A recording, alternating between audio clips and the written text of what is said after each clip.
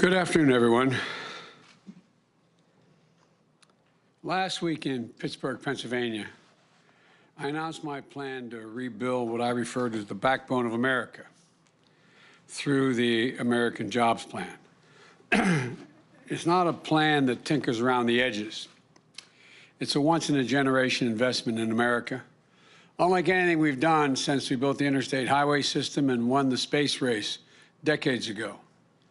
It's the single largest investment in American jobs since World War II. And it's a plan that puts millions of Americans to work to fix what's broken in our country. Tens of thousands of miles of roads and highways, thousands of bridges in desperate need of repair. But it also is a blueprint for infrastructure needed for tomorrow, not just yesterday, tomorrow. For American jobs, for American competitiveness. Last week, I said that once Congress is back from recess, I'd get to work right away because we have no time to lose. So here we are. Democrats and Republicans will have ideas about what they like and what they don't like about our plan. That's a good thing. That's the American way. That's the way democracy works. Debate is welcome. Compromise is inevitable. Changes are certain. In the next few weeks, the Vice President and I will be meeting with Republicans and Democrats to hear from everyone. And we'll be listening. We'll be open to good ideas and good faith negotiations. But here's what we won't be open to. We will not be open to doing nothing. Inaction simply is not an option. Now, since I announced this plan, I've heard from my Republican friends say that many of them say it's too big. They say, why not focus on traditional infrastructure? Fix what we've already got, the roads and the highways that exist and the bridges. I'm happy to have that debate, but I want to tell you my view. We are America. We don't just fix for today. We build for tomorrow. 200 years ago, trains weren't traditional infrastructure either, until America made a choice to lay down tracks across the country. Highways weren't traditional infrastructure, until we allowed ourselves to imagine that roads could connect our nation across state lines. The idea of infrastructure has always evolved to meet the aspirations of the American people and their needs, and it's evolving again today. We need to start seeing infrastructure through its effect on the lives of working people in America. What is the foundation today that they need to carve out their place in the middle class, to make it, to live, to go to work, to raise their families with dignity, to ensure that good jobs will be there for their kids, no matter who they are or what zip code they live in? That's what infrastructure means in the 21st century. It still depends on roads and bridges, ports and airports, rail and mass transit. But it also depends on having reliable, high-speed internet in every home. Because today's high-speed internet is infrastructure. It depends on the electric grid, a grid that won't collapse in a winter storm or be compromised by hackers at home or abroad. It depends on investing in made-in-America goods from every American community, including those that have historically been left out: Black, Latino, Asian American, Native Americans, rural communities. Talk to folks around the country about what really makes up the foundation of a good economy. Ask a teacher or a child care worker if having clean drinking water, non-contaminated drinking water in our schools and our child care centers is part of that foundation. When we know that the lead in our pipes slows a child's development when they drink that water. Ask the entrepreneur whose small business was destroyed by the second 100-year flood in the last 10 years in Iowa. Or wildfires in the West that burned 5 million acres last year, an area roughly the size of the entire state of New Jersey. more fires than ever. Or the devastating damage, seen more frequent and more intense hurricanes and storms on the East and Gulf coasts. Ask all those farmers and small business owners and homeowners whether investing in clean energy to fight the effects of climate change is part of infrastructure. Ask folks in rural America, where more than 35% of the people lack a reliable, high-speed internet, limiting their ability to conduct business or engage in remote learning for their schools. Ask them whether investing in internet access will lead to better jobs in town, new markets for farmers, and better opportunities for their kids. And I'm serious about this. Ask the moms and dads in the sandwich generation, the folks carrying enormous personal and financial strains trying to raise their children and care for their parents, their elderly parents, or members of their families with a disability. Ask them what sort of infrastructure they need to build a little better life, to be able to breathe a little bit. It's expanded services for seniors. It's home care workers who go in and cook their meal, help them get around and live independently in their home, allowing them to stay in their homes, and I might add, saving Medicaid hundreds of millions of dollars in the process. It's better wages and benefits and opportunities for caregivers who are disproportionately women, women of color, and immigrants. Or ask our wounded warriors and military families. To my Republican colleagues in Congress, shouldn't we modernize VA hospitals? Update them? Many of them are more than 50 years old. How about the estimate 450,000 post-9/11 veterans with post-traumatic stress disorder, who when they make that emergency call, or their husband, wife, son, daughter makes that call to the VA hospital, Dad needs help, we have to bring him in. And they hear, you have to wait. We don't have room now. Come back, call me back in 8 days, 10 days, 12 days. Look at the more suicides in the military and people getting shot. Is it really your position, my friends, that our veterans don't deserve the most modern facilities that could catch that cancer diagnosis quicker, with access to better roads, cleaner water, high-speed internet that delivers information faster and more of it? Above all, infrastructure is about meeting the needs of a nation and putting Americans to work and being able to do and get paid for having good jobs. Plumbers and pipe fitters, replacing those literally thousands of miles of dangerous lead pipes. They're still out there. Everybody remembers what happened in Flint.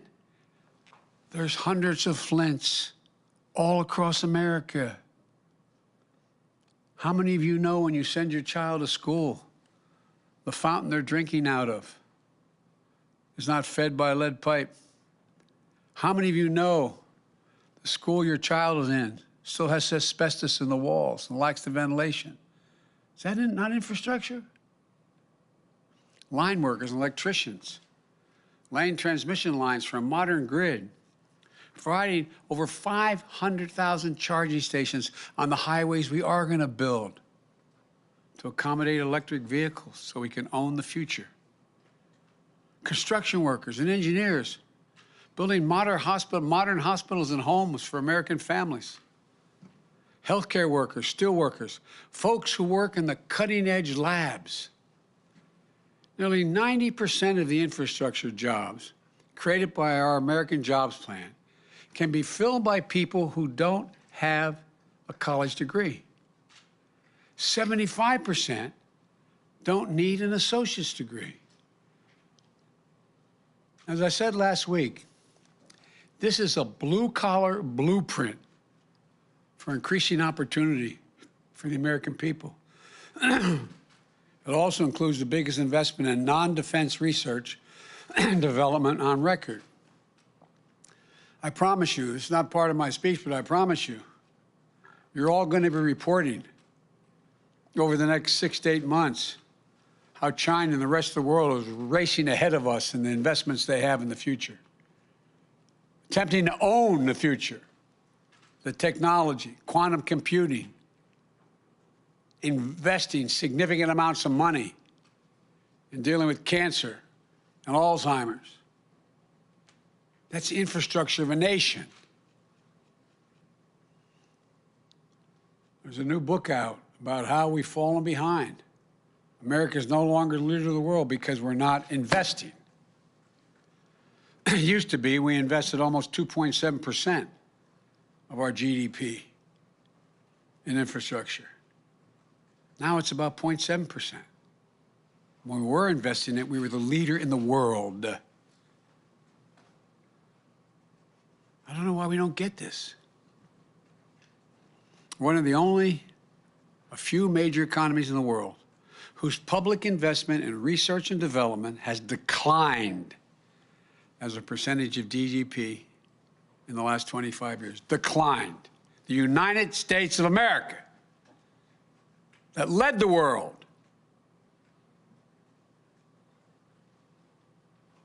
Why does this matter?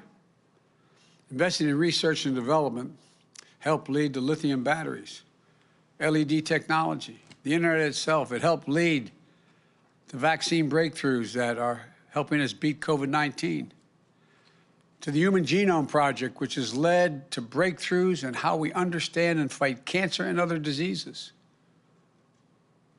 Government, meaning the taxpayers, funded this research.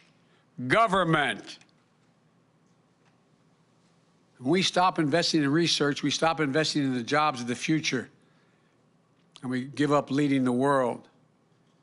When we do invest in research, what we're really doing is raising the bar on what we can imagine. Imagine a world where you and your family can travel coast to coast without a single tank of gas, or in a high-speed train close to as fast as you can go across the country in a plane.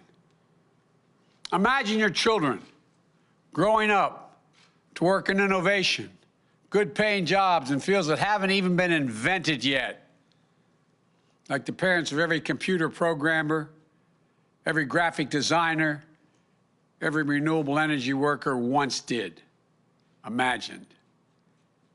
We invest today so that these jobs will be here in America tomorrow. So America can lead the world as is historically done. That's why I brought back scientists into the White House. We need to think. Look, do we think the rest of the world is waiting around?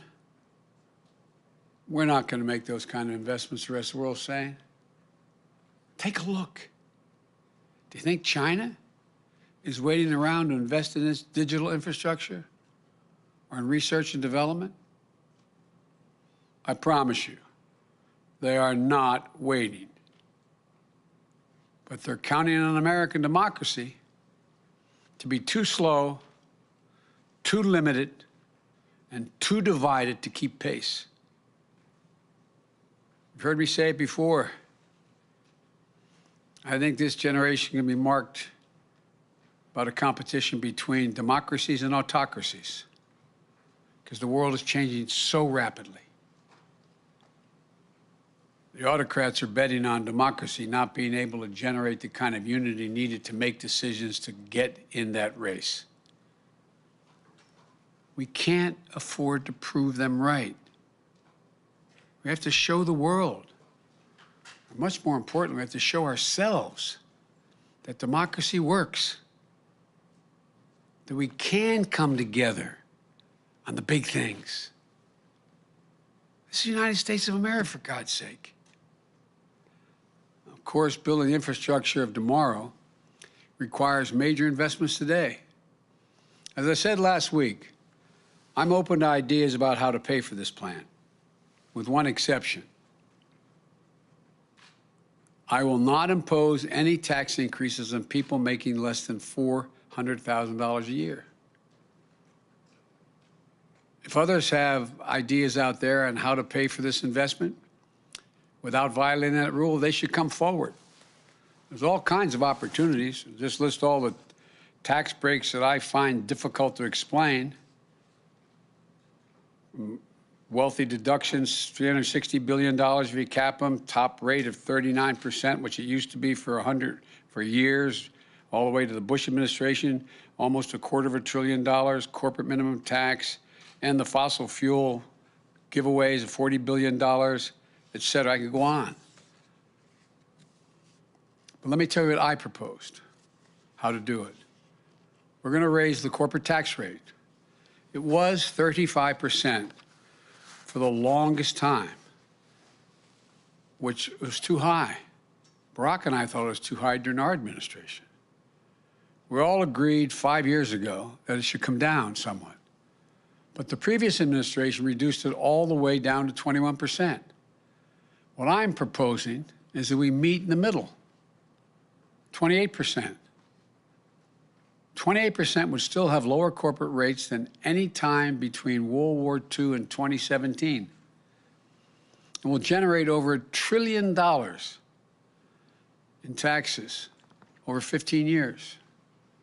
New independent study put out last week found that at least 55 of our largest corporations use the various loopholes to pay zero federal income tax in 2020.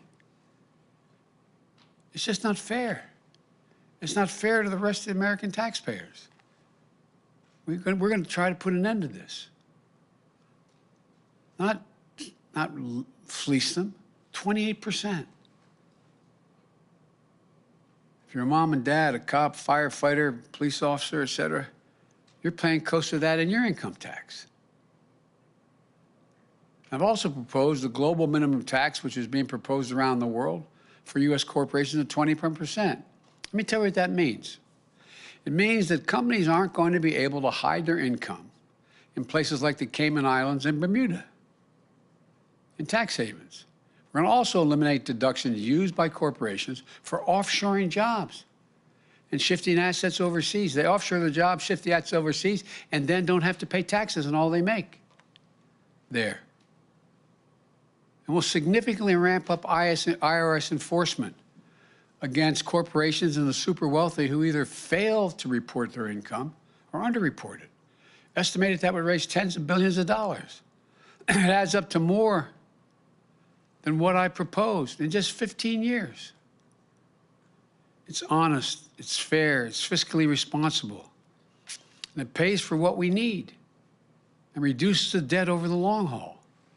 And by the way, I didn't hear any of our friends who are criticizing this plan say that the corporate tax cut, which added $2 trillion of the debt, the Trump tax cut, $1.9 trillion in debt, wasn't paid for. The vast majority of which went to the top 1% of the wage earners. I didn't hear anybody hollering in this recovery, the so-called, before I became president, this K-shaped recovery, where billionaires made $300 billion more during this period. Where's the outrage there? I'm not trying to punish anybody, but damn it, maybe it's because I come from a middle-class neighborhood. I'm sick and tired of ordinary people being fleeced. Let me close by saying this. Whatever partisan divisions there are around other issues, there don't have to be around this one. The divisions of the moment shouldn't stop us from doing the right thing for the future. These aren't Republican bridges, Democratic airports, Republican hospitals, or Democratic power grid. Think of the Transcontinental Railroad, interstate highway system, or the space race. We're one nation, united and connected. As I said last week, I'm going to bring Republicans to the White House. I invite them to come. We'll have good faith negotiations, and any Republican who wants to get this done, I invite them. We have to get these things done. We're at an inflection point in American democracy. This is a moment where we prove whether or not democracy can deliver, whether it can lay the foundation for an economy built from the bottom up and the middle out, not trickle-down economics from the very top. Whether it can lay a good foundation for good jobs in a 21st century economy. I tell the kids, the young people who work for me, told my kids, when I go on college campuses, they're going to see more change in the next 10 years than we've seen in the last 50 years. We're going to talk about commercial aircraft flying at subsonic speeds, supersonic speeds. Be able to figuratively, if we decided to do it, traverse the world in about an hour, travel 21,000 miles an hour. So much is changing. We have got to lead it. I believe democracy can come through when the American people come together. We saw it in the American Rescue Plan. We're seeing it with the Jobs Plan. The American Rescue Plan, which got so badly criticized, how many of my Republican colleagues you've seen gone on your stations or your newspapers and say, boy, people in my state really like it? Because it would be improper, I haven't asked permission. The number of Republicans and Democrats who were hesitant have called me saying, God, this really works. Overwhelming majority of the American people, Democrats, Republicans, Independents, support infrastructure investments that meets the moment. So I urge the Congress, listen to your constituents, and together we can lay a foundation for an economy that works for everyone and allows America to remain the world leader. When we do that, I believe, as I said last week, that in 50 years from now, when people look back, they'll say, this was the moment together that we won America's future. I really believe that. Thank you all. May God bless you, and may God protect our troops. Thank you. Mr. President, are you willing to go lower than the 28% corporate tax rate? I'm willing to listen to that. I'm wide open to, but we got to pay for this. We got to pay. There's many other ways we can do it, but I'm willing to negotiate that. I've come forward the best, most rational way, in my view, the fairest way to pay for it. But there are many other ways as well, and I'm open. Will you have failed on your promise of bipartisanship if you don't get Republicans on board with this plan, your first plan passed along party lines? Look, what I said was I would try to work with my friends on the other side.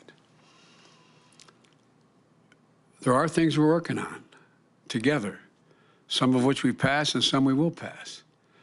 But the last plan, I laid out what was available, what I was suggesting, and how I deal with it. And a bipartisan group came to see me. And then the Republican group came to see me. And they started off at $600 billion, and that was it.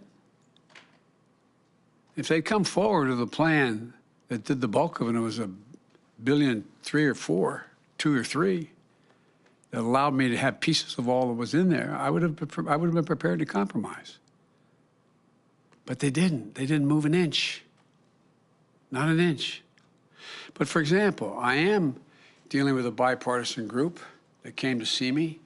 Now it's about, what, 3-4 weeks ago when they came about computer chips and they said, look, we have to have our own supply. We have to work together. We're working on that. Chuck Schumer and I think McConnell are about to introduce a bill along those lines. So I'm prepared to work. I really am. But to automatically say that the only thing that's infrastructure is a highway, a bridge, or whatever, that's just not rational. It really isn't. I think the vast majority of Americans think everything from the sewer pipes to the sewer facilities to the water pipes, I think they're infrastructure. Anyway, thank you all so very much. What are you going to do on guns, Mr. President? I'll be talking to you about that, I think, the day after tomorrow. Ghost guns? Can you tell us what you told the King of North, Mr. President? Are you concerned about the situation there? No, I'm not. Ash Cole will tell him that he has a friend in America. Stay strong.